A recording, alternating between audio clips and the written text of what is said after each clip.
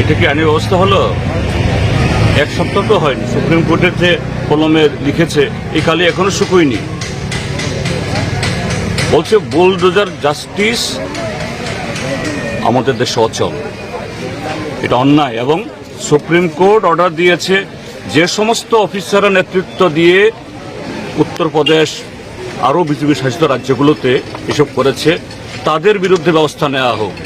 আমি তাদেরকে বলবো, আগরতলা মিউনিসিপ্যালিটি অফিসারদেরকে, তোমাদের বিরুদ্ধেও এই ধারা লাগবে। এইভাবে আইনকে বিদ্যমান দেখা উচিত না, ঠিক না। তারাও সহযোগিতা করবেন। একটু বলছেন এখানে লিখিত হয়ে বলছেন আমরা ঠিক আছে, আমাদেরকে বিকল্প দিক, অর্থাৎ আমরা সহযোগিতা করব। আমরাও বলছি আমরা বিরোধী দল মানে বিরোধিতা করা না, কনস্ট্রাকটিভ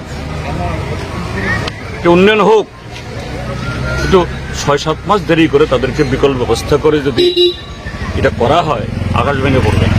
কিসের তারা এটা তো প্রচণ্ড অন্যায়।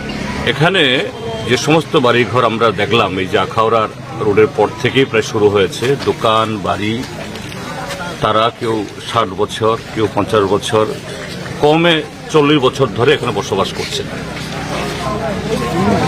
এখানে শুধু এই সরকার না, আগের সরকারগুলো তাদের যে এখানে অবস্থান এটাকে মান্যতা দিচ্ছেন। তাদেরকে এই গ্যাসের কানেকশন দেওয়া হয়েছে, বিদ্যুতের লাইন দেওয়া হয়েছে, রেশন কার্ড আছে। তারা এখানে মিউনিসিপ্যালিটির এই কর্পোরেটর নির্বাচিত করে, বিধায়ক নির্বাচিত করে, তারা এমপি নির্বাচিত করে। তার মানে কি? তাহলে এরা উইরা এসে জুইরা বসে এরকম নাগরিক না, তারা সম্পূর্ণ বৈধ নাগরিক। সরকারের নজরেই এখানে আছে, সরকারকে তারা নিয়মিত ট্যাক্স দেয় এবং তাদের যে দৈনন্দিন রোজগার গায়ে গতরে নানাভাবে করেন। এটাও একটা সমাজের, রাষ্ট্রের অপরিহার্য। অর্থাৎ সেদিক থেকে তারাও আমাদের এই রাষ্ট্রের বা সমাজের বিকাশে এরা গুরুত্বপূর্ণ যোগদান রাখে।